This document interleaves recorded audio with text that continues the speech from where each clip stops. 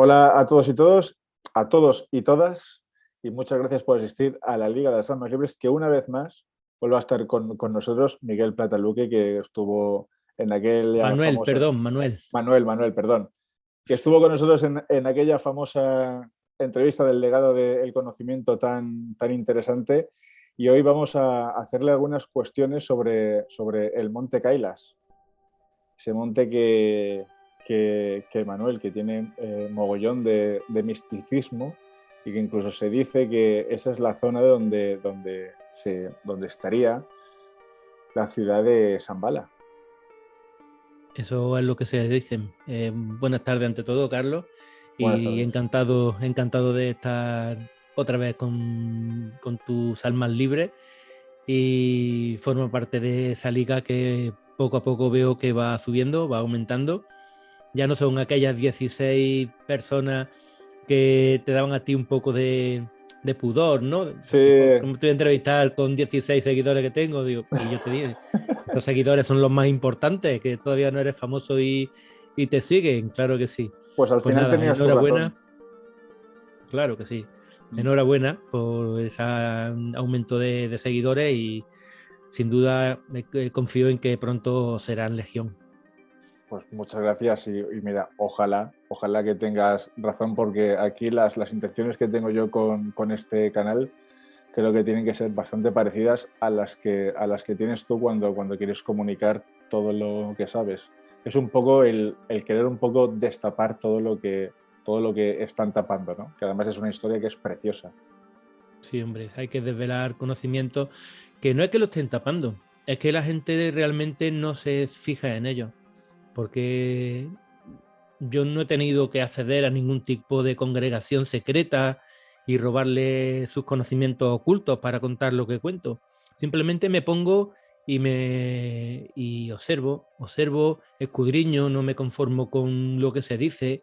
Cuando hablamos del Santo Grial no me conformo con una película muy famosa que decía que era el vientre de María Magdalena, ni siquiera me conformo con el cáliz de José de Arimatea, sino que voy al origen y eso no está vedado en absoluto. O sea, eso está al alcance de todos, solo que hay que, hombre, sí que reconozco que hay que tener tiempo para poder escudriñar todo eso, pero está, yo creo que del deliciosamente oculto, que es a la vista de todo, es donde se esconden los mejores secretos.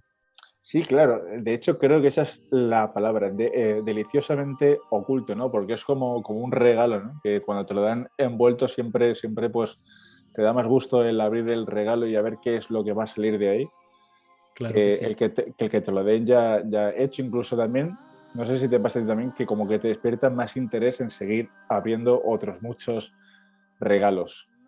Claro, es que en el momento en el que abres el primero y te encuentras sorpresa, pues te- también hay cierto riesgo en esa edición y es querer ver secretos donde no los hay, tratar de forzar la máquina para que eso se convierta en ese secreto que andaba buscando y hay que tener mucho cuidado por eso, porque te puede generar adicción y a partir de ahí se te puede ir un poco la pinza. Hay que siempre con humildad y lo que aparezca cuando tenga que aparecer, sin duda.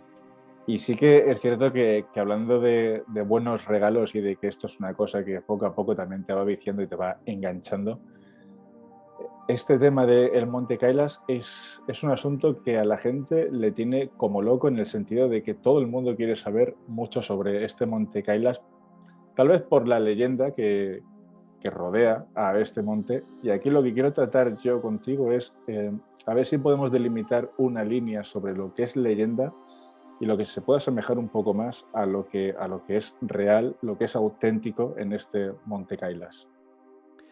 Pues mira, el Monte Kaila sin duda es algo fascinante porque es algo que ha puesto en común algo que de origen era totalmente no diverso, bueno, diverso, eh, vamos a llamarlo difuso, que son las religiones de lo que es la zona esa de la India, de China, ¿no? Que son el budismo, el hinduismo, el jainismo y más importante aún que todo esto, diría yo, el Bonpo, la religión Bon, una religión animista del Tíbet, que efectivamente cuando llega allí el budismo a lo que es el Tíbet, esta religión primigenia, vuelvo a repetir, una religión animista, chamánica, pues ya se encontraban allí y ya rendían devoción a ese monte Kailas, y al final los budistas asumieron estas costumbres locales y efectivamente también se sumaron a esa adoración de ese monte sagrado. Y sin duda que es algo que llama mucho la atención, ¿no?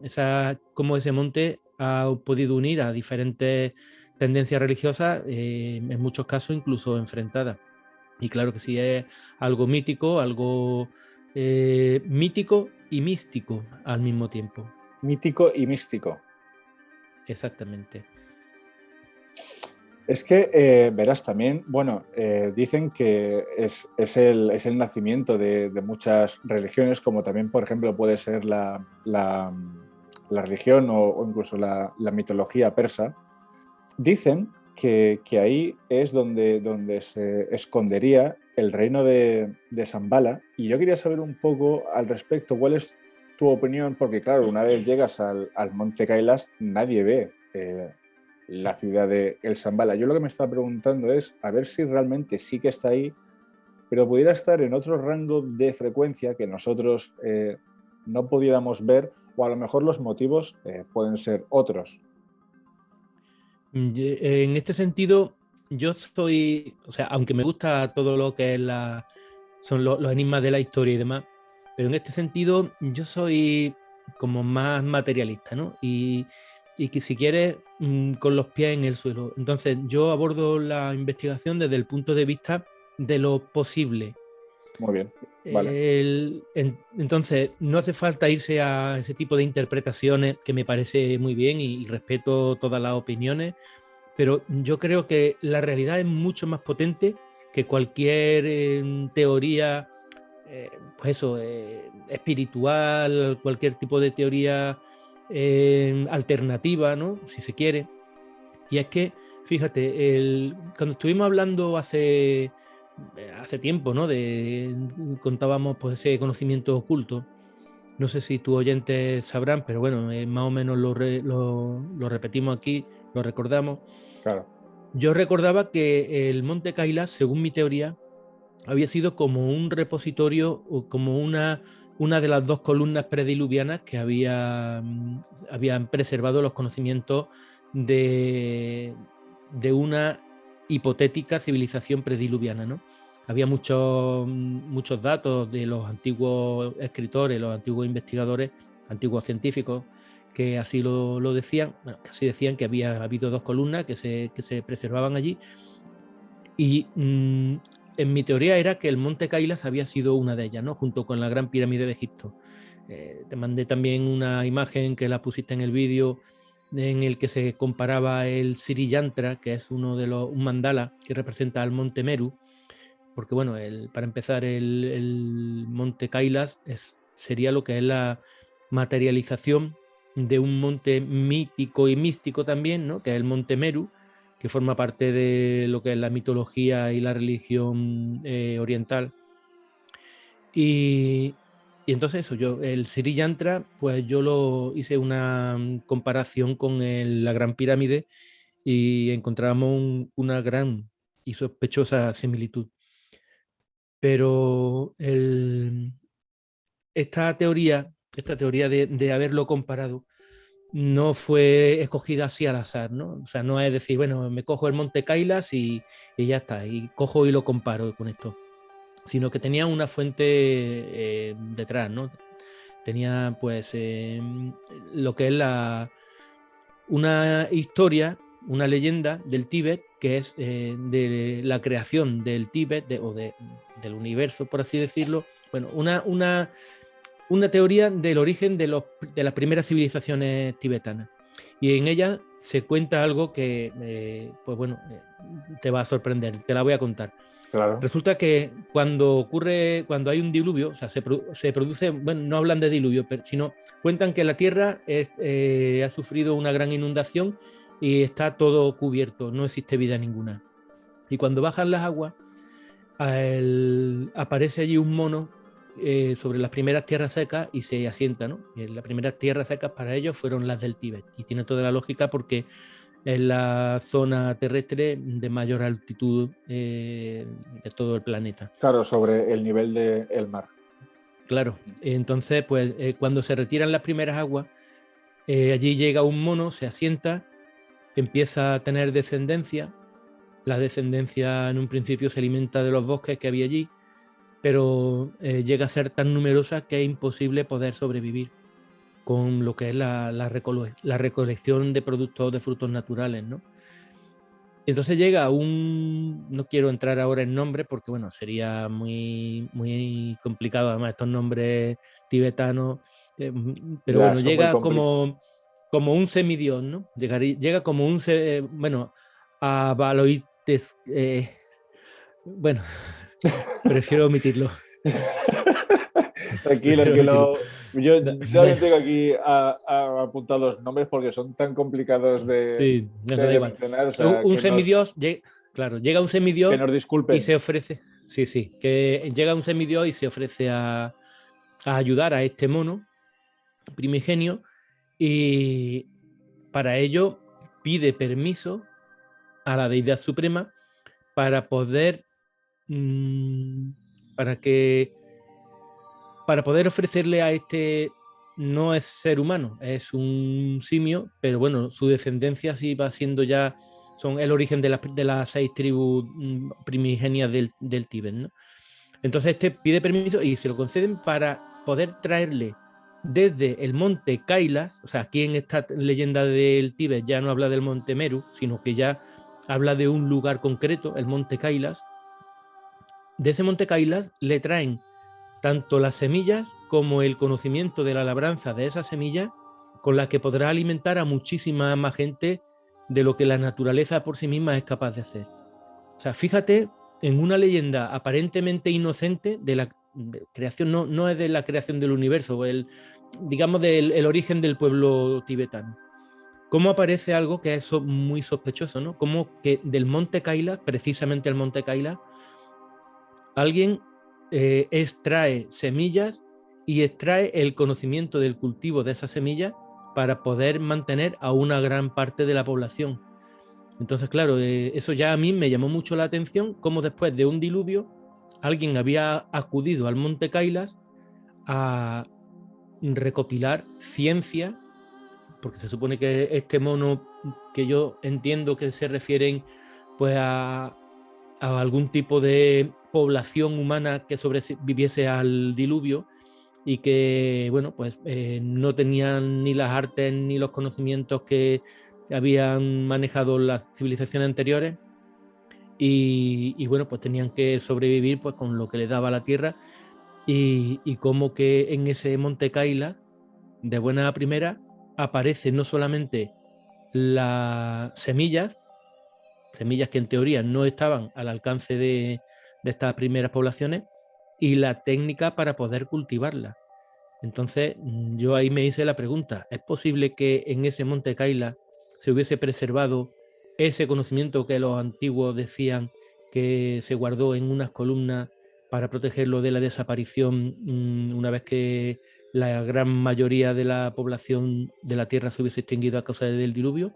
Y eso fue lo que me dio a mí la pista para poder equipararlo con la Gran Pirámide de Egipto, ¿no? Es decir, que fíjate cómo ya ese mito del que tú hablas de Zambala, ¿cómo es posible que algo de realidad haya? Y debajo de ese monte algo haya, porque no sé si sabrás que ese monte es el único en el mundo a cuya cumbre está prohibido acceder. O sea, no es que sea, No ha bueno, subido es nadie. un monte. No. Bueno, alguien lo solicitó permiso, se lo dieron y al poco tiempo se lo denegaron. O sea que nadie ha subido. Es el único pico del mundo al que nadie ha subido. Por algo será. Claro, sí, ¿no? De hecho, yo estuve, bueno, pues leyendo un poco antes de esta entrevista sobre el Monte Kailas y decían que sí, que estaba totalmente prohibido. También es cierto que, claro, que decían que muchos que no podían por temas de licencia, ¿no? Sin embargo, sí que hay un montón de alpinistas que están como locos queriendo subir ese monte Kailas.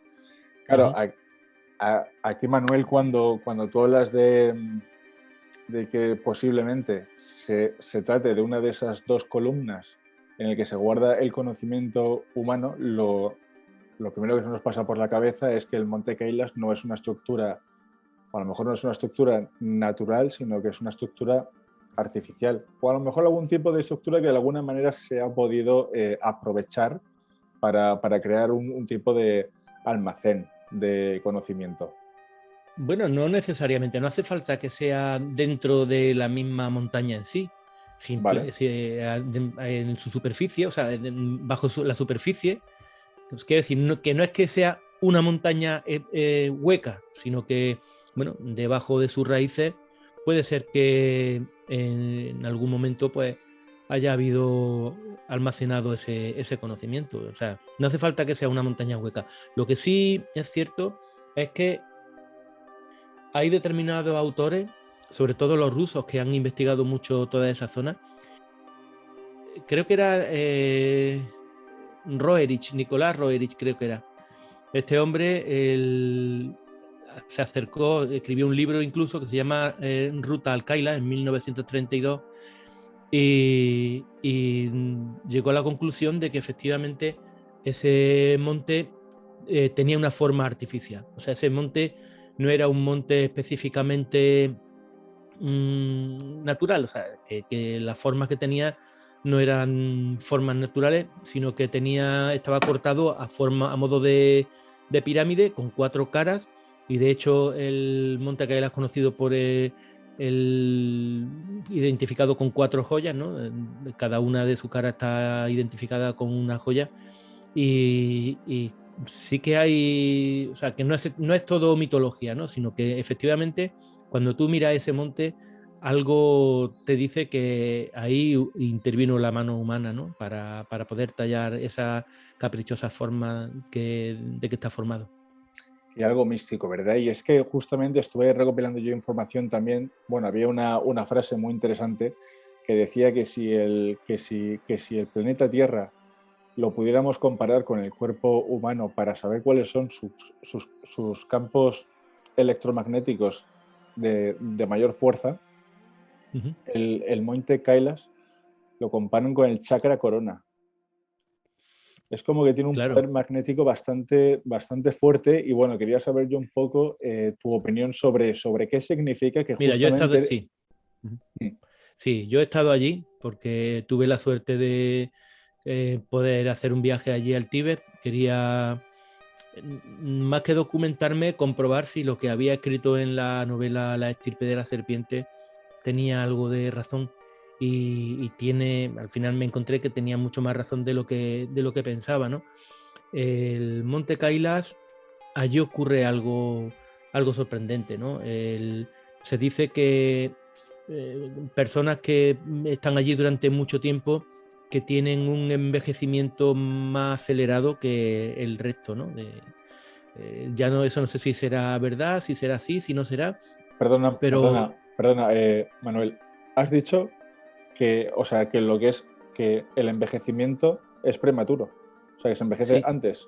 Ah, vale, sí, sí, vale. sí. Que no Sí, sabía si te había no es yo que, entendido te bien. dé Vale, vale. la juventud, no, al Claro, claro, que contrario. es todo lo contrario. Sí, Hostia, sí, sí. qué curioso. Pero, o sea, que efectivamente algún tipo de influencia hay allí, ¿no? Este monte tiene muchas peculiaridades, y una de ellas, por ejemplo,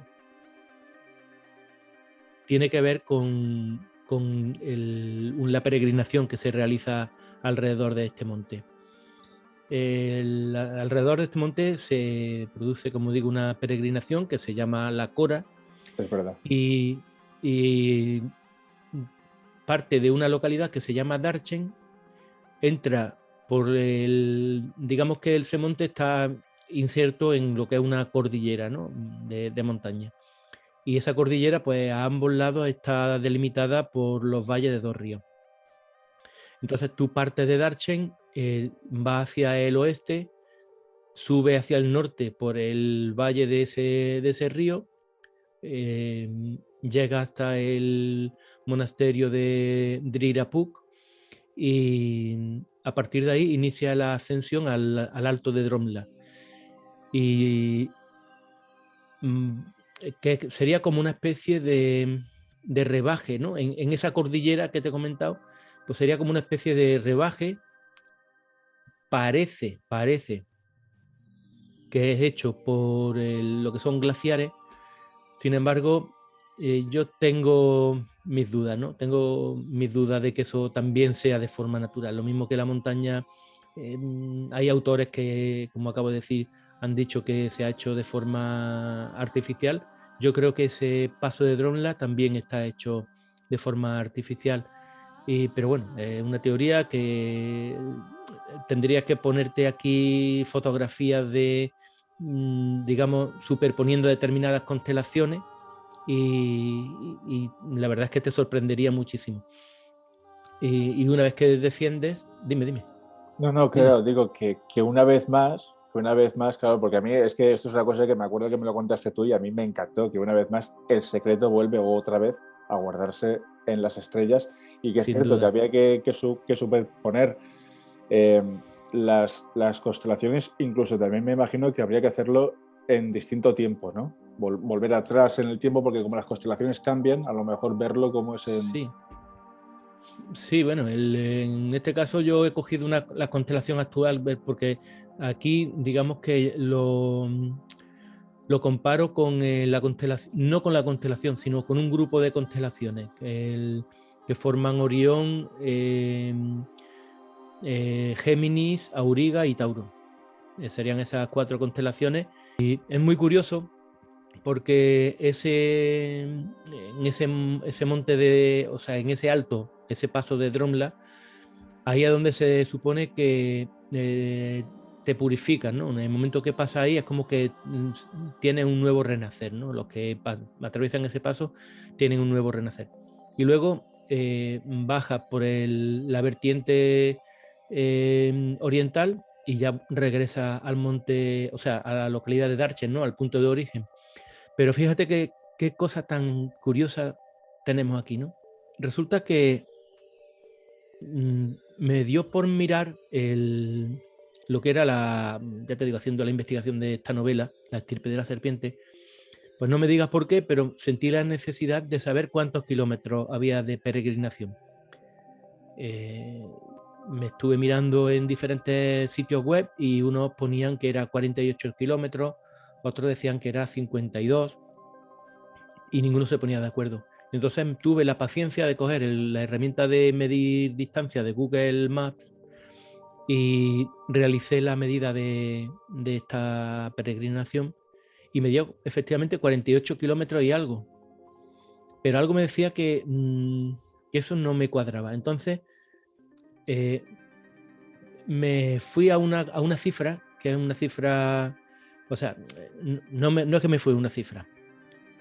Mirando el plano de lo que era la localidad de Darchen y desde el satélite, pues observé que había una plaza, había algo muy curioso, ¿no? Era una plaza como aproximadamente a unos 8 kilómetros o así de lo que es la localidad de Darchen. En medio de la nada había una rotonda muy grande con unos ejes marcando un punto central y alrededor de eso había un edificio. Yo en ese momento no sabía lo que era, ya luego cuando estuve allí me di cuenta que era un checkpoint de la policía, ¿no? Porque allí, bueno, la policía china pues tiene un control férreo de todos los Sí, todo lo es que se verdad, mueven por allí. es verdad, sí, sí.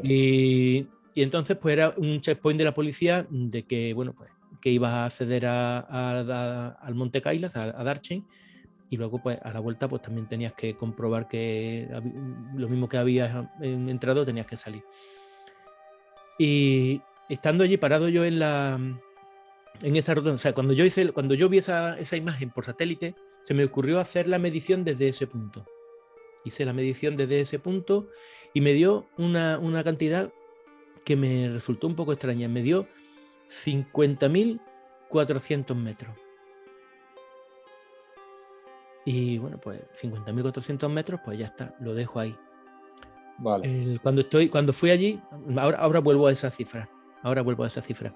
Cuando vuelvo allí, o sea, cuando estoy allí en el viaje, pues a uno de los compañeros del grupo, de la expedición que fuimos allí, un indio de Singapur, le pregunté, digo, o más que le pregunté, le dije, estoy convencido que en algún momento de la historia, en este punto, comenzó la cora, comenzó la peregrinación. Y él se quedó un poco sorprendido, diciendo, bueno, este español católico ya viene aquí a decir que, o sea, para empezar no se lo creyó y supongo que me tomó por loco, ¿no? Se lo tomaría pues a coña, ¿no? O algo así. Sí, claro, o sea, verá, yo tampoco es que tuviese ningún tipo de dato, había hecho esa medición, me dio ese número tan curioso que luego te voy a explicar qué hay detrás de ese número tan curioso. Claro, antes, Y... antes de que sigas, Manuel, te quería preguntar, ¿estos 1.400 metros son desde la policía hasta el final del trayecto? No, Pregunto. 50.000. 50.400. Eso, No, perdón. ese es el recorrido de la peregrinación. Ah, vale. Es, Pensaba que te referías de que no, saliendo de lo de la policía hasta el final del no, desde recorrido. la policía hasta la localidad esa de Darchen había unos 8 kilómetros aproximadamente. O sea, estaba Vale, como más al sur vale. de la localidad. Y mucho Entiendo. más al sur, y por eso digo, más al sur de la localidad de donde parte la peregrinación oficialmente ahora. Entonces se lo comenté a este chico. Le dije, pues yo estoy convencido que la peregrinación, la Cora, en algún momento de la historia ha partido desde este punto central y que este punto central de la plaza marca el punto ese de origen de esa peregrinación. Entonces, pues eso, me tomó un poco por, vale, ya está, los efectos del mal de altura, ¿no? Y nada, y nos fuimos, continuamos a Darchen, nos fuimos al hotel y yo ya no le di más importancia. Y luego cuando bajamos a cenar al restaurante de fuera, se sentó, se puso a mi lado, me dice, Manuel, you're right 100%. O sea, está en lo cierto al 100%. Y no sabía a lo que se refería, porque bueno, ya que yo ni le daba más importancia. Digo, ¿en qué te refieres? Resulta que no se había quedado conforme y le preguntó a nuestro guía si en ese lugar, en algún momento de la historia, había empezado la Cora. El guía, que es de allí del Tíbet, pues no lo sabía, ¿no? Porque bueno, es de Lhasa y nadie se le había ocurrido preguntar eso.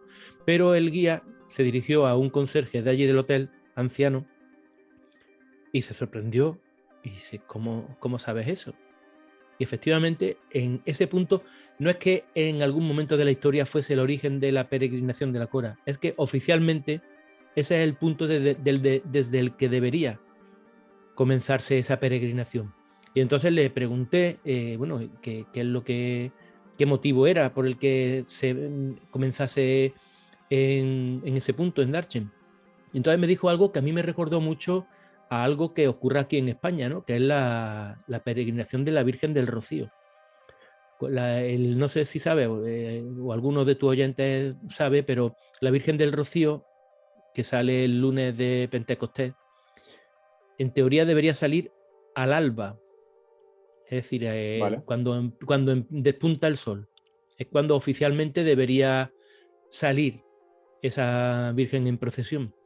Sin embargo, todo el mundo que más o menos se acerca ya al Rocío sabe que la Virgen nunca sale a las 6 de la mañana, sino que cuando ya son las 2, las 3 de la madrugada y los almonteños que están rodeando la valla ya no pueden soportar más la espera, saltan la reja y la sacan en procesión a una hora que no le correspondería. Y algo de eso es lo que me comentaron. Originalmente esa peregrinación en torno al Monte Kailas debería empezar en ese lugar, pero digamos que la devoción de esos devotos, valga la redundancia, hacia sus montañas sagradas, le hicieron que cada vez más, poco a poco, en lugar de comenzar la peregrinación desde, entre comillas, tan lejos, fuese ascendiendo poco a poco hacia el norte, hacia un punto en el que ya no podía subir más porque ahí ya es donde tiene una cordillera de montaña y ya a partir de ahí ya no puede comenzar el camino porque ya lo que tiene es montaña empinada y entonces digamos que Claro. ese afán de poder estar lo más cerca posible y de iniciar su camino lo más cerca posible de su montaña sagrada hizo que, en lugar de iniciarse en ese punto, que cualquiera, invita a cualquiera de los oyentes que quiera comprobarlo, se mete en Google Maps y lo ve perfectamente. Es una plaza que está al borde de la carretera que lleva hasta el Monte Kailash y prácticamente cerca del lago Manasarovar, que ese otro, digamos, no se puede entender el Monte Kailash sin el lago Manasarovar, ¿no? Que está justamente al lado. Y pues en ese lugar pueden ver perfectamente esa plaza.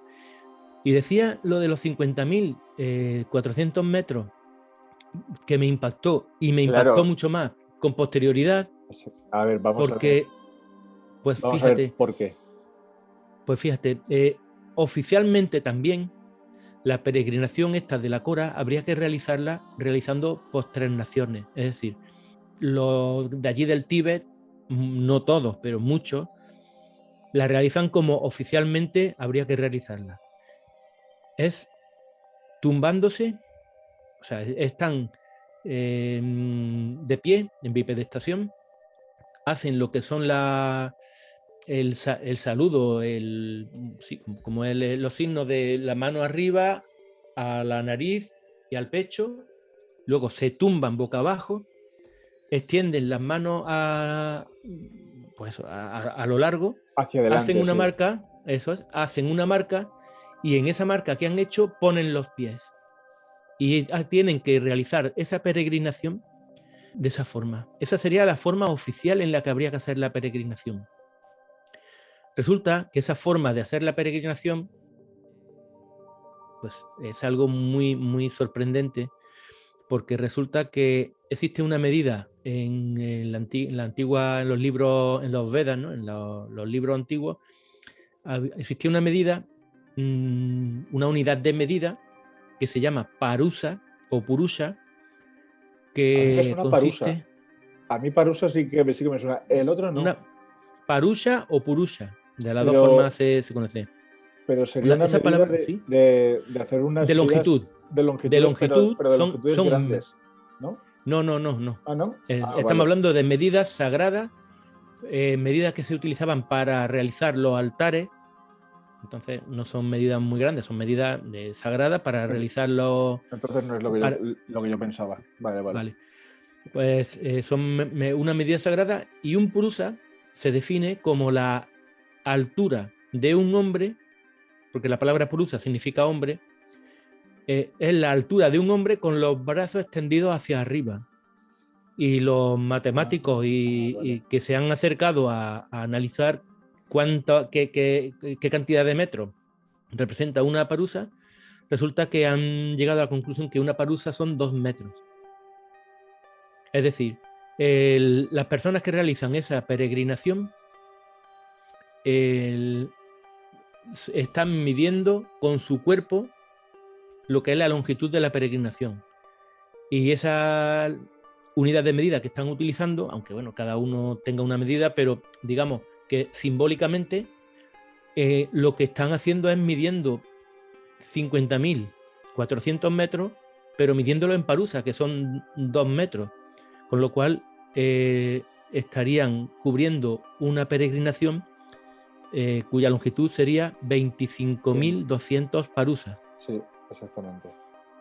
Vale, pues ahora te vas a la Biblia y te vas a Heródoto y te vas a unos textos, los textos de la antigüedad, te decían que la vida normal de una persona son de 25.200 días. Es decir, con esa peregrinación lo que se está intentando hacer es representar el kalachakra del hombre, el kalachakra humano, el ciclo de la vida de un ser humano. O sea, lo que es completar toda esa Exactamente. toda la vida, ¿no? Exactamente, eso serían 25.200 metros, o sea, 25.200 parushas, y claro, y tenemos ya el número ese sagrado, el 25.200, que ya te digo, tanto Heródoto también está en un salmo de la Biblia, que la vida media de un hombre, la vida de un hombre se estipula en 25.200 días. Es decir, están haciendo referencia al ciclo de la vida del ser humano, pero no acaban aquí todos los misterios. Y vale, o sea que tenemos que el peregrinaje ya gracias a gracias a esta exposición tuya hemos entendido por qué. Un segundo, por qué, claro, o sea, cuál es la relación entre las distancias y el ciclo de la vida. Además, me parece bastante curioso porque los cálculos matemáticos que has hecho de coger la cifra total, la divides por 2 y tal, también se asemejan mucho a los cálculos que hay que hacer también con la pirámide. Exactamente. En cuanto a si quieres, si querías calcular la distancia con el Sol, con la Luna, el radio del... O sea, que me hace gracia, o sea, bueno, gracia no es la palabra, sino que me hace ilusión ver que más o menos todo tiene la misma metodología. Sin duda, sin duda. Sí, sí. Es lo que, claro, la pregunta que te hace es esa. Es porque no pienses que esto es algo que se sepa normalmente. Esto es, digamos, a la conclusión a la que yo llegué, porque yo me puse en contacto con un doctor de la Universidad de Colorado Boulder, McKim Malville, que digamos, es una persona que pues ha realizado una investigación allí en la zona del Monte Kaila. También tiene mucho que ver con otro gran enigma que es el yacimiento arqueológico del sur de Egipto, en el desierto del Sahara, que es Napta Playa.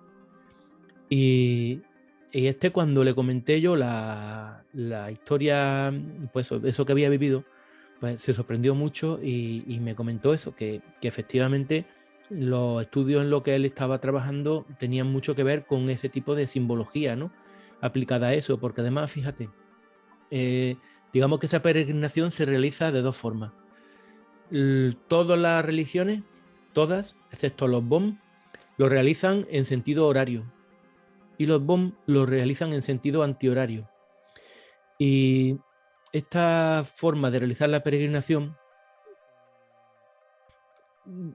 es como si estuviesen realizando el movimiento del Sol a lo largo del día y del ciclo anual, y los que realizan los BOM, que lo hacen en sentido antihorario, lo harían como lo hacen la Luna, es decir, porque el Sol sale por el este, se pone por el oeste, la Luna, en teoría, en su ciclo diario también, pero la Luna en su ciclo mensual realmente lo que hace es un movimiento. Si tus oyentes miran al cielo, se darán cuenta, miran al cielo a lo largo de todo un periodo de un mes y miran la Luna, se darán cuenta que la Luna no aparece siempre a la misma hora por el este y cada día sale un poquito más tarde, con lo cual el movimiento mensual, el movimiento aparente de la Luna mensual es como que se vaya moviendo de oeste hacia hacia el este. ¿Mm? Es entonces, ¿cómo sería como una representación del movimiento de los astros, pero aplicado eso en personas? Cada uno tiene su cometido, ¿no? Hay muchísimos enigmas que rodean al Monte Kaila. La verdad es que sí que es cierto, y mucha de la información que tú me estás dando yo no la conocía, porque de hecho me puse pues a mirar algunas informaciones y eran otro tipo de informaciones, pero claro, también me imaginaba que el estar hablando contigo me iba a ayudar a refrescar nueva información por todo lo que sabes, porque evidentemente, como tú has dicho, hay que tener tiempo y saber bien cómo investigar para encontrar este tipo de informaciones, que la información que tú estás dando es mucho más... No, la información que te estoy dando ya te digo que no quiero tampoco pesar de presuntuoso, pero no la va a encontrar en ningún sitio. Es decir, Me estoy dando cuenta. esto es Sí, te lo digo esto es que... exclusiva, porque es que nadie se ha puesto, que yo sepa, y no sé, me tengo la intuición que casi nadie se ha atrevido a realizar, se ha atrevido no, se ha entretenido, ¿no?, en realizar esa comprobación, pero claro, si no haces eso, si no te coges y te pega igual un cuarto de hora midiendo la longitud de esa peregrinación para saber exactamente qué longitud tiene, no puedes saber que tú hoy lo que tienes son 50.200 metros y sobre todo variándolo de lo que es la posición que aparentemente es la oficial, ¿no? Entonces, es muy complicado, tiene que ser eso, que empiece a tirar de un hilo y empiece a realizar comparaciones, porque bueno, Sí. ya entramos aquí en las comparaciones, ya si entramos en que el monte Kailas es la morada del dios Shiva, ahí ya abrimos otro melón, yo creo que importante. Claro, eso te iba yo a comentar, porque me pongo yo a buscar información y lo que encuentro es, pues bueno, esto de que resulta que la montaña es donde reside Shiva, que es el eterno meditador que emana del universo y todo esto, pero bueno, estas informaciones que seguro que también han recaído en ti, ¿les has intentado dar algún tipo de interpretación? Por ejemplo, cuando dicen que a lo mejor que el dios Shiva reside en esa montaña, ¿has intentado interpretar eso de alguna u otra manera que no sea en el sentido literal? Literal, Claro, que pues, a lo mejor tenga pues algún significado. lo eh, tiene, lo tiene, lo tiene. pues Ese monte coméntanos, por es, favor. A ver. vamos allá. El monte Kailas es como, digamos, tiene la consideración del ónfalo, ¿no? El ombligo del mundo, ¿no? Y es considerado pues como el pilar que sostiene al mundo. En la tradición griega tenemos el monte Olimpo, que tiene una función muy parecida. Y al final he llegado a la conclusión de que ambos montes están haciendo referencia a una misma realidad. Mira, el dios Shiva, uno de sus hijos es Ganesa. Es un dios con cabeza de elefante, que bueno, su padre se lo cortó por error y le cortó la cabeza por error y lo enmendó su metedura de pata cortando la cabeza a un elefante y colocándose a su hijo, ¿no? Estamos hablando de alguien que tiene los colmillos de un elefante, pues con colmillos, ¿no?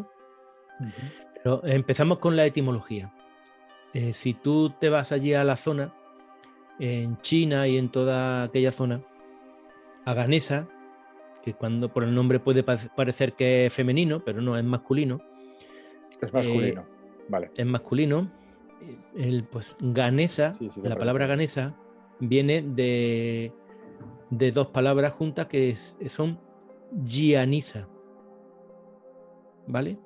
Y Gianisa no suena sospechosamente a Dioniso.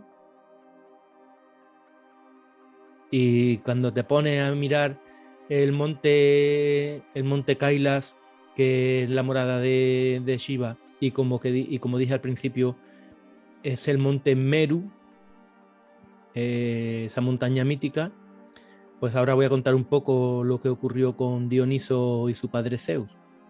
Dioniso, que es el dios Baco, el dios del vino, el dios de la fiesta orgiástica,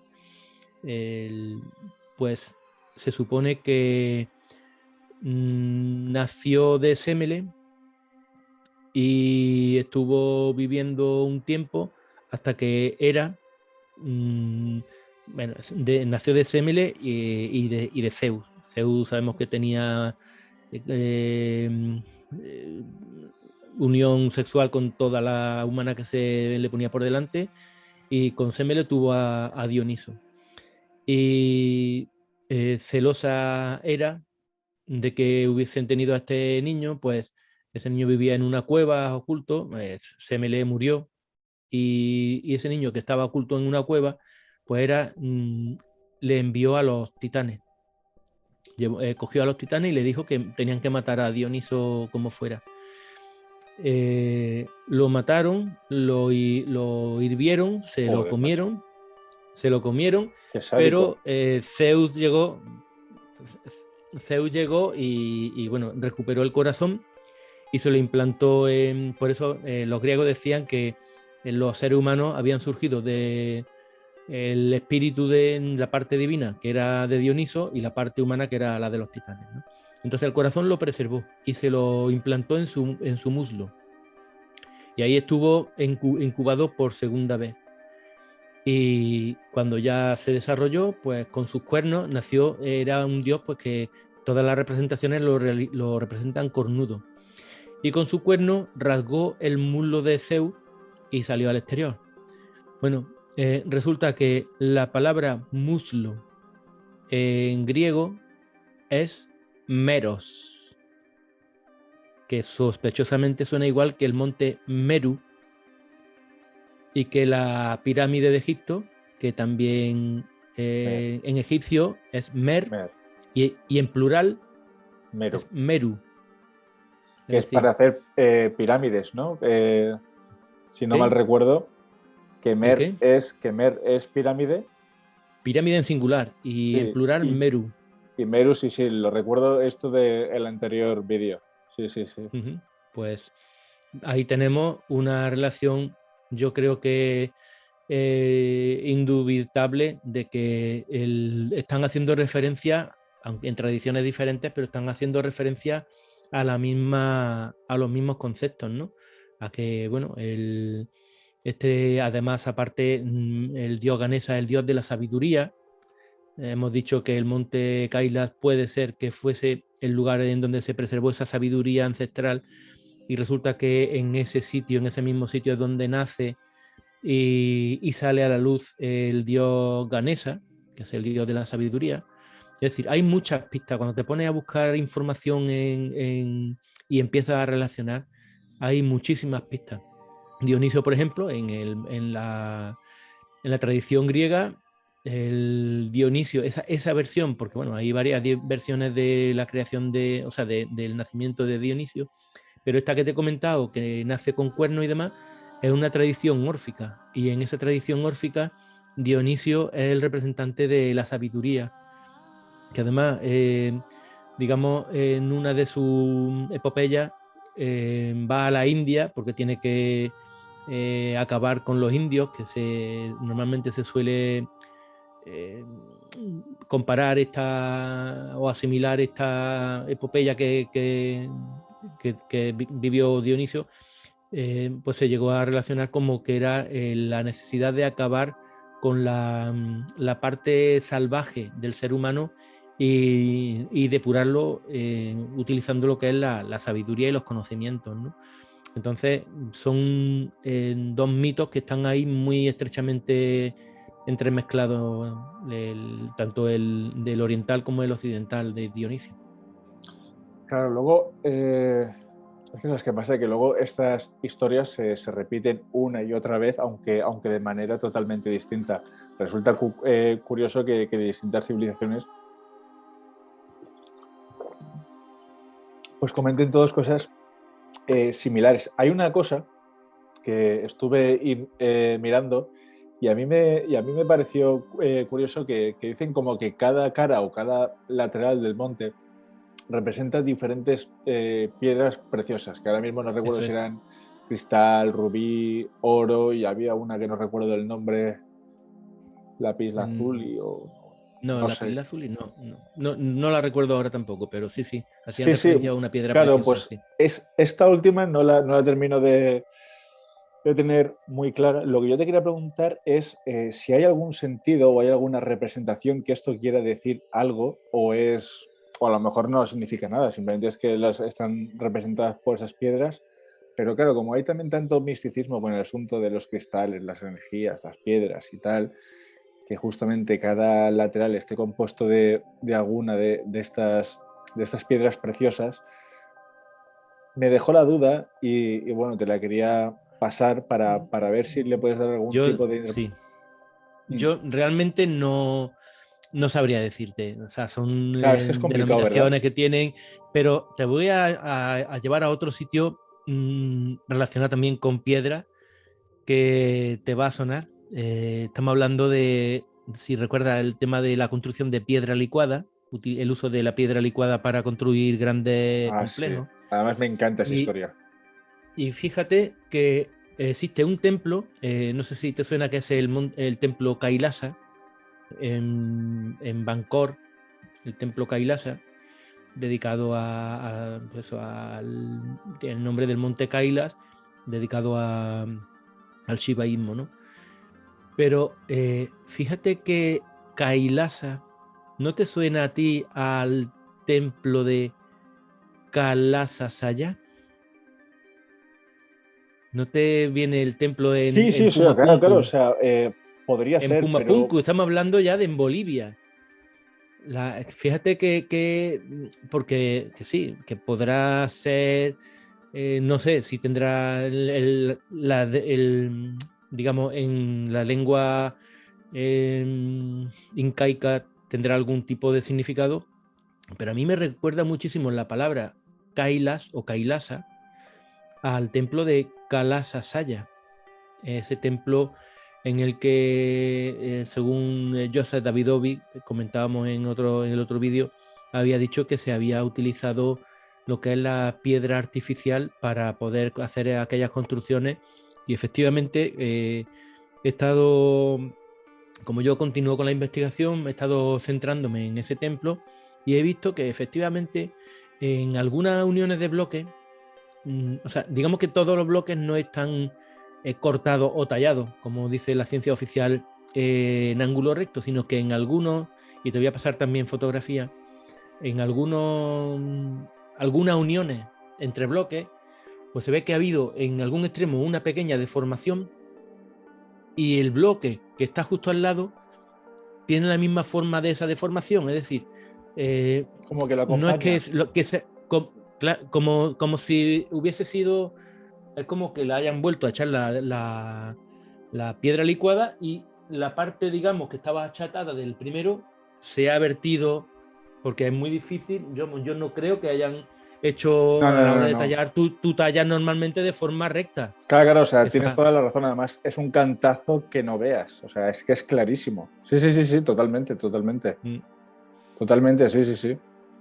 Pues lo voy a tener que poner esto en la edición. Bueno, a los oyentes no os preocupéis que lo estamos comentando, pero para cuando vosotros lo estéis escuchando ya estaréis viendo las imágenes, así que no os preocupéis.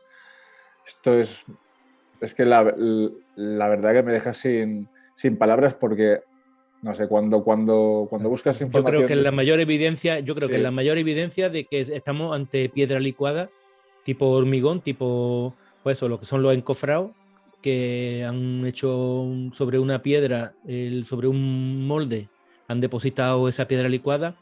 Ha habido algún defecto por lo que sea en ese primer bloque y cuando han hecho el siguiente, pues lo que es depositando esa piedra licuada en contacto íntimo con el bloque anterior y ha llegado a la parte de arriba, pues ese tipo de hormigón que eso, pues con piedra licuada y luego solidificada, ha cubierto ese defecto que había dejado el bloque anterior. Yo creo que esta es la mayor prueba que se puede encontrar. madre mía, Manuel, además es que es una prueba preciosa. O sea, es una prueba en el que está bastante claro. Sí, sí, sí, sí. La verdad que es increíble. Justamente con el tema, bueno, si no lo dejo para el final, para terminar un poco con el Monte Kailas, pero como esto tiene que Sí. ver mucho también con las construcciones de Egipto, de las pirámides y tal, ha Uh-huh. sabido algo un poco que nos quiere contraargumentar lo que nosotros defendemos y yo te lo quiero comentar para ver qué salida le podemos dar a esto. Con lo del Monte A ver. Kailas, Uh-huh. claro, con lo del Monte Kailas sí que es cierto, tú sabes lo de la historia esta, que dicen que habían como dos dioses que hicieron una competición para subir Sí. a la cima. Milarepa. No eran dioses, Claro, no eran como sacerdotes iniciados. O sea, sí, con un alto nivel de budeidad, por así decirlo, de iluminación. claro, Pero pues no eran dioses ni siquiera semidioses, eran personas. Pero son personas mitificadas, pero sí, sí, mitificadas, sé a lo que te correcto. refieres, sé a lo que te refieres, a Milarepa. A Milarepa. Yo lo que te quería, Sí. claro, yo lo que te quería preguntar en esta última pregunta es la interpretación que tú le puedas dar a esta historia, ¿no? O sea, de poder darle otra máscara. No, ahí esa sin duda la interpretación que tiene la oficial, la que se le da Ah, oficialmente, sí, ¿no? vale, vale. Sí, sí, sí, que es que el otro creo que era Gorupta, creo que era, digamos, ese era un chamán Bon, y Milarepa pues era el que traía al Tíbet las creencias budistas. Y entonces hacen una competición para ver qué religión es la que predomina allí en el Tíbet, ¿no? Y entonces, pues bueno, Milarepa consigue ganar esa competición y derrota a el Gorupta, creo que era. Naro Bonchun era el Bom, era de la religión originaria, que ya repito, animista y chamánica, la originaria del Tíbet. Se enfrentaron y Milarepa ganó, y entonces pues al derrotarlo es como un mito de...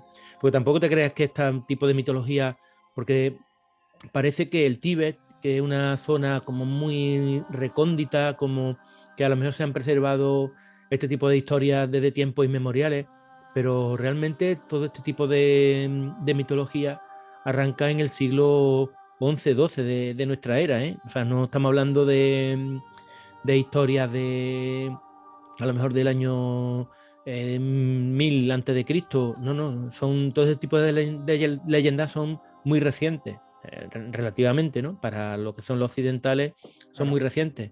Entonces, pero ahí no le veo yo ningún tipo de connotación más que esa, ¿no? Que llegó Milarepa con el budismo y, y, bueno, y se impuso. De todas formas, no es que se impusiera, porque al final se produjo un sincretismo muy fuerte entre el budismo, lo que es el budismo tibetano. A ver, no es que no tenga nada que ver, pero que difiere bastante con respecto al budismo indio.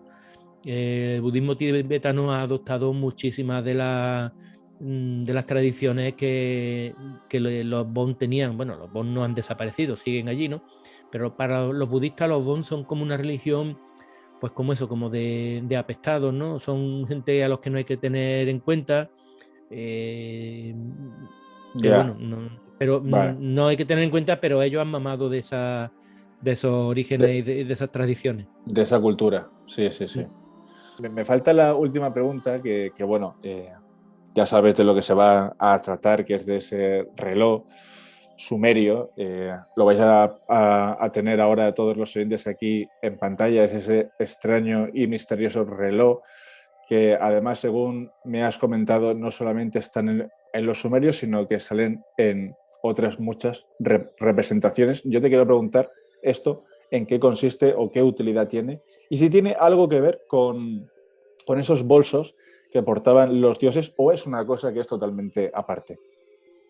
Bueno, para empezar te diré que lo llamamos reloj porque se parece a lo que hoy en día llevamos en la muñeca. Pero si nos fijamos, parece como si fuese un adorno.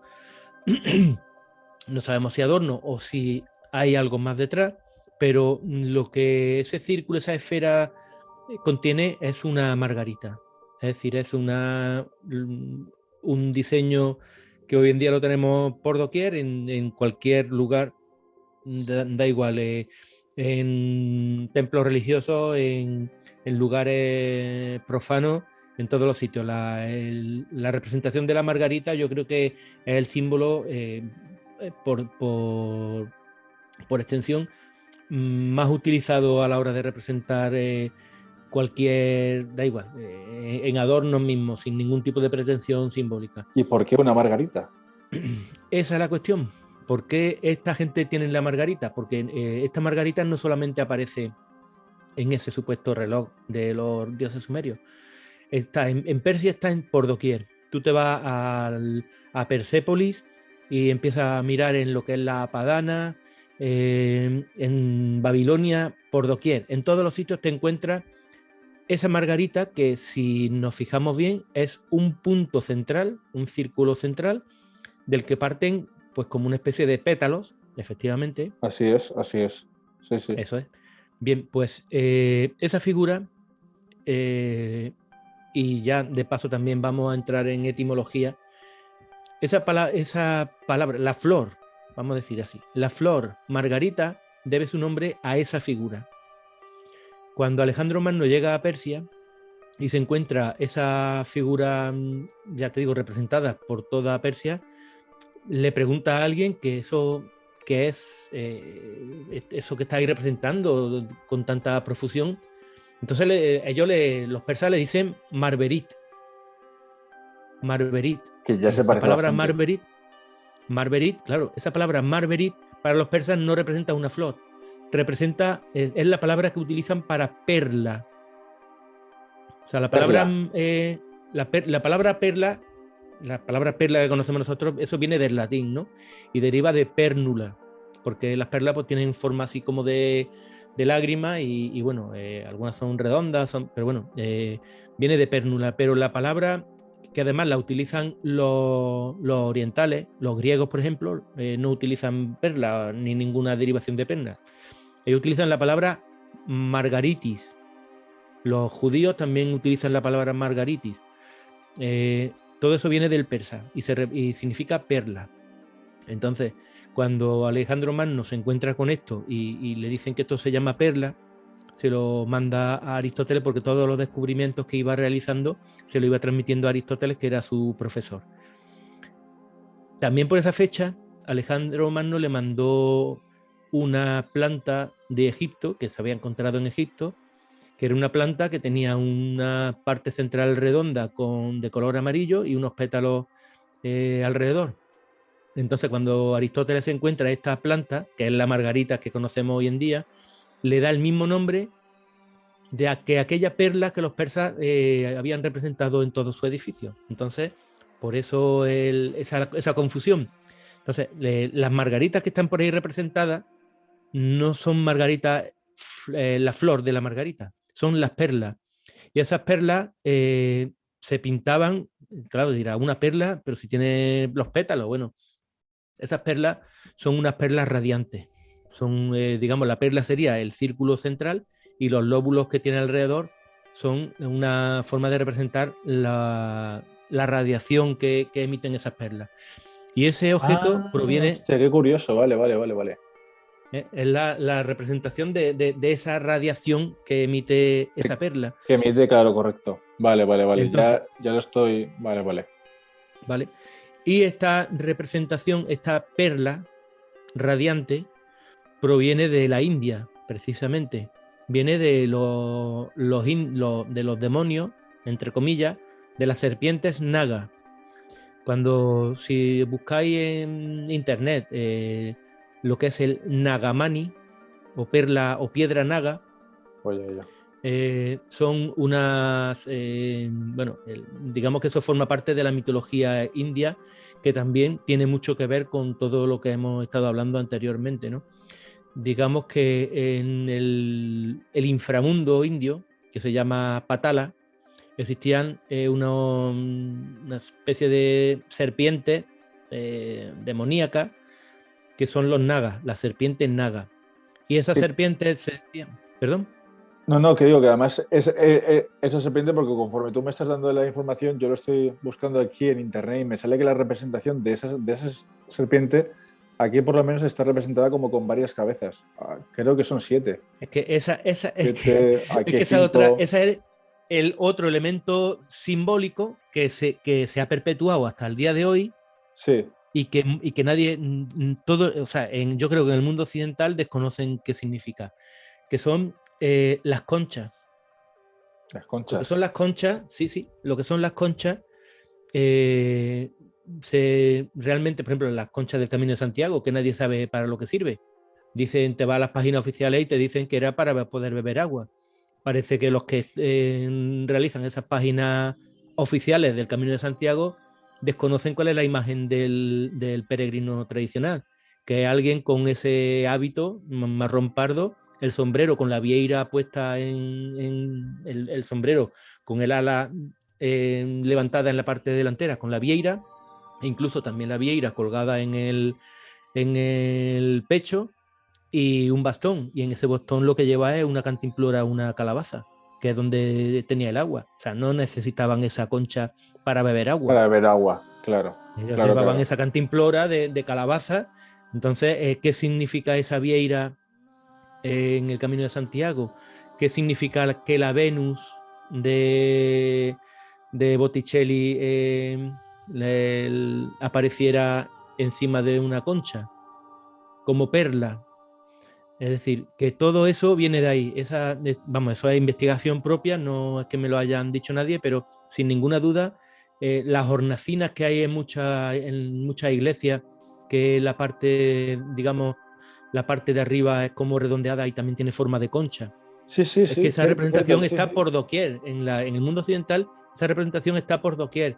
Y si os fijáis en esa hornacina, digamos que la cabeza del santo que colocan ahí coincide con el punto en donde en teoría debería estar la perla, que es el lugar en donde descansa la cabeza del dios Vishnu, el dios indio Vishnu, que utiliza ese tipo de serpientes nagas de varias cabezas, que además son impares, 5, 7, 9, incluso 19, y ahí es donde reposa Vishnu, y su cabeza pues se correspondería con la cabeza de los santos que se ponen actualmente en las iglesias católicas, ¿no? Por poner un ejemplo. Y a Y ti, esta...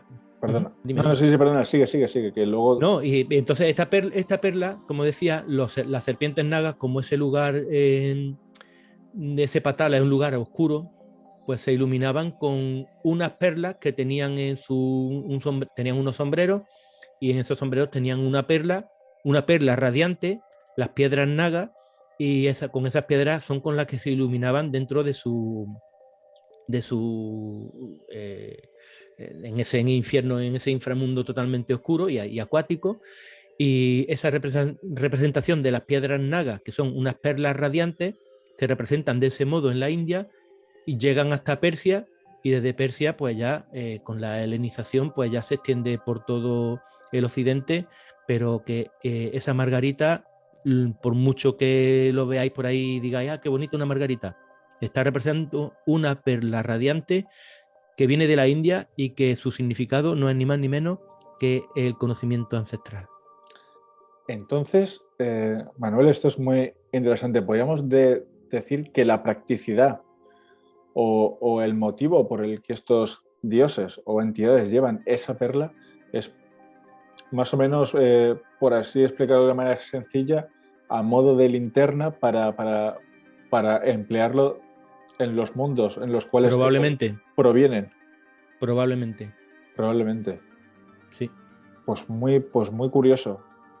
Muy, muy curioso, y además te agradezco esta información porque era una información que realmente me O tenía sea, loco. esta información no la va a encontrar en ningún sitio, porque ya te digo, el La he encontrado poder contigo. vincular eso, bueno, pero que quiero decir que poder vincular eso con la India y con las piedras nagas, pues la verdad es que es muy complicado, pero efectivamente. Y es más, te voy a decir en otro sitio en donde aparece esa famosa perla radiante llamada Margarita.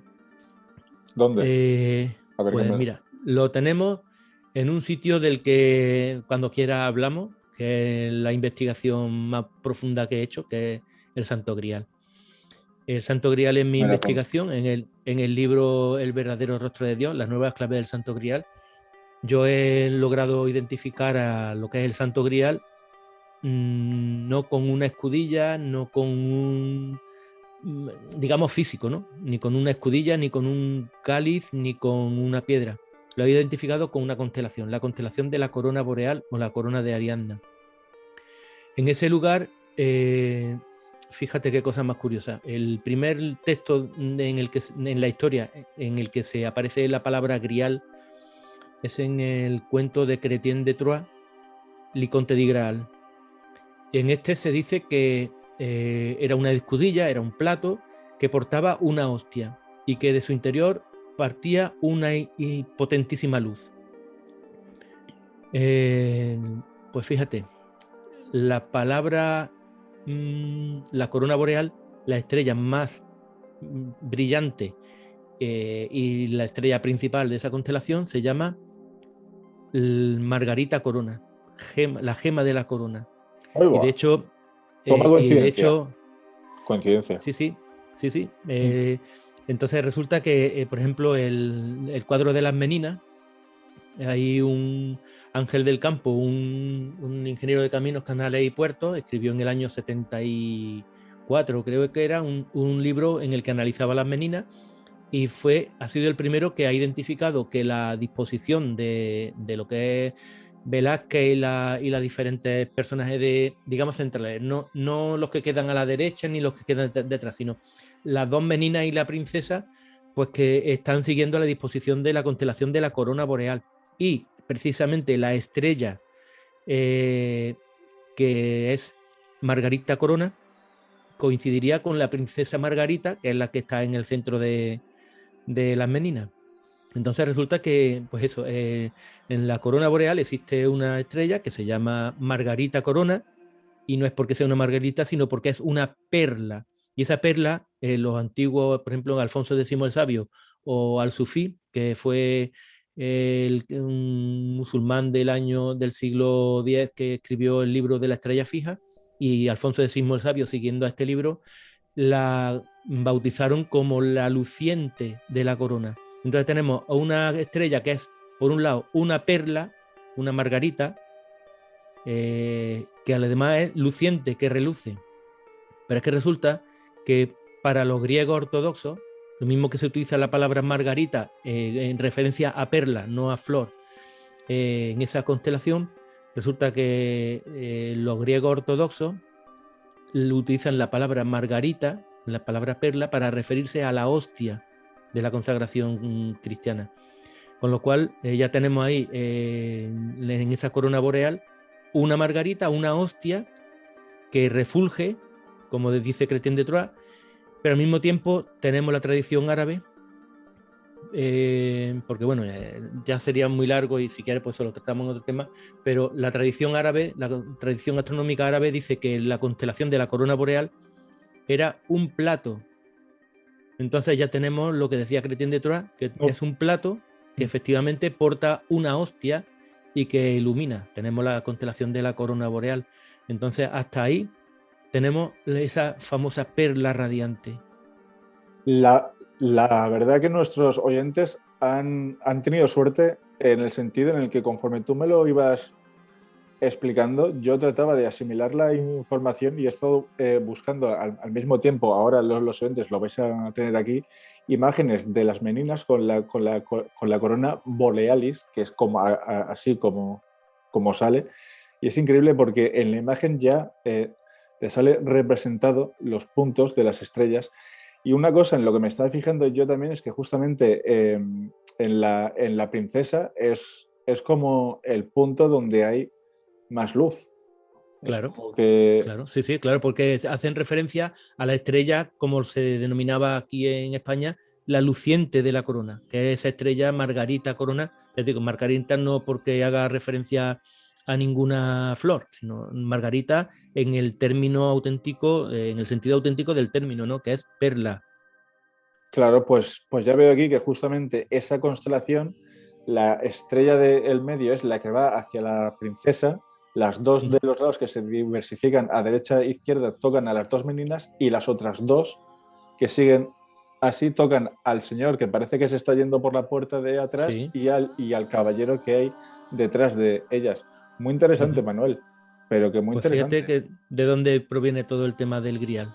Proviene de ni más ni menos que de la India, y muy probablemente venga del Monte Kailas, de ese conocimiento que un día se guardó allí, y por medio de ese concepto que ya hemos trabajado en el vídeo anterior, que es la Translatio Studi, muy interesante aquellos conocimientos que un día tuvieron que ir a Oriente para poder salvarse de la destrucción, pues poco a poco han vuelto o han retornado, por así decirlo, a su casa en Occidente. Pues a ver si concluimos este vídeo con la esperanza de que los oyentes vuelvan a volver a tenerte aquí en el programa para hablar de este santo grial, y en el que tú también tengas la posibilidad un poco de poder explayarte todo lo que necesites para dejarnos claro bien cómo funciona esta teoría o este descubrimiento, más bien porque además podríamos hablar más de descubrimiento que de teoría, ¿verdad? Yo, mira, ha sido un descubrimiento, o sea, yo lógicamente tengo que proponer una teoría porque no hay nada que me lo pueda demostrar. Sin embargo, es tan plausible esta teoría que al final no puede ser menos que cierto. Y mira, tenía yo una duda con respecto al tema de la corona boreal, porque efectivamente yo me he empapado de muchísima literatura griálica, de todos los sentidos. Pues desde los orígenes, digamos, más remotos en el tiempo medieval hasta posteriormente, bueno, pues Wagner, que utiliza muchísimo este tipo de recursos, ¿no?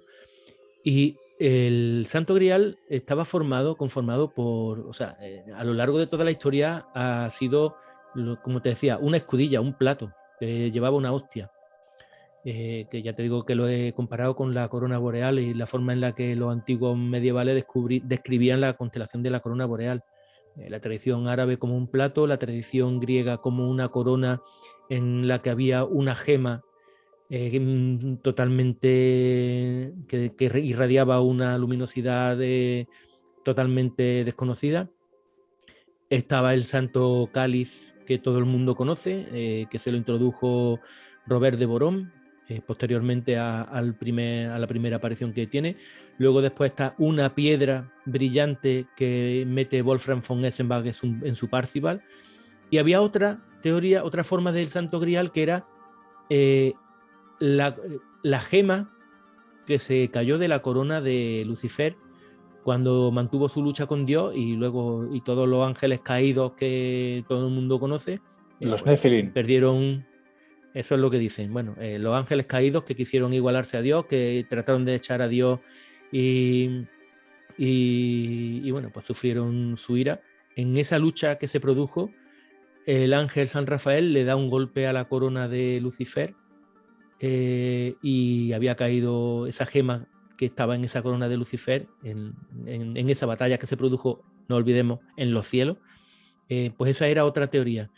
Pero yo necesitaba tener la fuente de esto, porque bueno, así como ya te digo, el Chrétien de Troyes era la escudilla, Robert de Borón era el cáliz, Wolfram von Essenbach era una piedra, pero la fuente que vinculaba esa piedra de Wolfram von Essenbach con la corona de Lucifer, que además Lucifer significa el que trae la luz, volvemos nuevamente a la luz, esa corona no tenía yo la fuente en donde aparecía. Me había leído que era Hildegarda von Bingen, una mística también medieval, la que había aportado esa información, pero no podía ser porque Hildegarda murió antes de que se escribiese el cuento del Grial.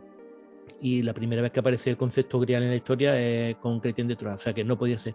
Y curiosamente el otro día me encontré la fuente y no quiero desvelar tampoco nada aquí, lo dejamos eso para otro momento, pero efectivamente he encontrado la fuente que dice que esa gema que Wolfram von Essenbach decía que era el Santo Grial, pues era una piedra luciente que había caído de una corona del que trae la luz, y la única corona que existe en las constelaciones, bueno, hay dos, pero bueno, digamos las que tienen más significación en la tradición cristiana, porque la otra más bien forma parte del hemisferio sur, la que está totalmente incorporada en la tradición cultural occidental es la corona boreal, y sin duda pues, esto ha venido a ratificarme aún más que no se trata de una mera teoría, sino que claro, estoy en lo cierto y aquí tenemos la verdadera naturaleza del Santo Grial. Correcto, pues vamos a dejar esto en un pequeño paréntesis, una pequeña introducción de lo que va a venir después en futuros programas, que espero que estés para que te puedas explayar sobre el Santo Grial, que hace tiempo que lo tenemos pendiente y que además a mí también me da por la sensación en el que tú comunicas, porque hemos hablado ya de tantas cosas, pero cuando hemos hablado de ciertos asuntos fuera de estar grabando o fuera de hacer vídeos, yo a ti sí que te noto como mucho más seguro cuando hablas del Santo Grial. Seguro estás siempre, pero algo hay con el Santo Grial que te produce algo ahí dentro que es claro, como que sientes que tienes el gato encerrado con con ese Sí, descubrimiento, porque vamos, es que hipótesis no me o cabe ninguna evidencia. duda, es que ya te digo yo que Mm, si este descubrimiento lo hace cualquier filólogo, cualquier catedrático de universidad, y no te digo nada si la Universidad de Estados Unidos saldría en todo, en prime time, en todo, ¿no? Se ha descubierto la verdadera naturaleza del Santo Grial, que en principio es esa corona boreal, pero bueno, a saber qué hay detrás de ese trasfondo de esa corona boreal, ¿no? Que es la siguiente parte que tengo que analizar, ¿no? Qué es lo que hay detrás de eso. Pero que si alguien aparece con esta información, que no te quepa duda que abren todos los telediarios diciendo por fin se ha desvelado el enigma del Santo Grial y no era el vientre de María Magdalena. tal vez sería bueno que lo publicaras tú antes de que... No, ya está publicado, el libro ya se publicó Mm, en el año 2000, vamos, en el año pasado, 2020, y ahora ya hay una segunda edición porque encontré información eh, nueva. importante, claro, Mm. y tenía que hacer una nueva edición, hice una segunda edición y ahora pues esto que he encontrado y que estoy ahora mismo trabajando sobre ello, que es esa fuente en la que ya definitivamente me confirman que detrás del Santo Grial existe una corona celestial, pues eso estoy trabajando ahora mismo en ello y será lo siguiente que publique. Vamos, el libro está publicado y aquí no hay posibilidad de plagio ninguno. Así es que Bueno, nada. pues con muchas ganas de a ver qué es lo que va a deparar todo ese futuro programa con ese conocimiento sobre el Santo Grial, que vamos, un Santo Grial que no vamos a hablar de la cantidad de conflictos que ha generado, Sin duda. sin duda. O sea, que poca importancia seguro que no tiene, seguro que tiene muchísima importancia para haber generado toda la historia que acompaña y que envuelve a este tema tan enigmático. Pues Manuel, muchas gracias por haber asistido aquí otra vez a la Liga de las Almas Libres. Te esperamos pronto. No sé si te has quedado con ganas de decir alguna última cosa antes de despedirnos. Nada, ya simplemente lo dejamos para otro programa y con el tema este claro, el tema de la margarita pues ha sido como muy escueto, daría mucho más de sí, pero sobre todo es lo que te comento esto de las hornacinas, esas famosas conchas, ¿no? Uh -huh. Eso daría muchísimo, daría para otro programa, ¿no? Centrarnos en ese tipo de simbología que a todo el mundo le parece como muy normal, una concha, bueno, pues ya está, pues algo muy bonito que está ahí y sin embargo, pues eh, esa tradición viene de muy atrás. La historia está en preguntarse por qué están utilizando una mitología que hace referencia a esos, a esos personajes algo oscuras, ¿no? Como las serpientes nagas de la India y por qué utilizan Sí. en el contexto occidental esas cosas, esos símbolos que en principio parecen que no tendría que tener ningún tipo de relación con nosotros, pero que desde el origen de los tiempos se está representando así. Por nuestra desgracia, porque algo me dice a mí que esas serpientes no representan en absoluto nada bueno para la humanidad. Sin embargo, yo pienso que sí. ¿Tú piensas que sí? Sí. Pues bueno, será un curioso tema de debate. Uh-huh. Y bueno, pues a ver cómo queda. Lo vamos a A ver. aplazar para la próxima. Nos veremos en Muy un bien. face to face. Esperemos que sea pronto. Encantado de estar aquí contigo y un saludo a todos tus oyentes. Que vaya muy bien. Muchísimas Cuídate gracias. mucho. En ello estamos.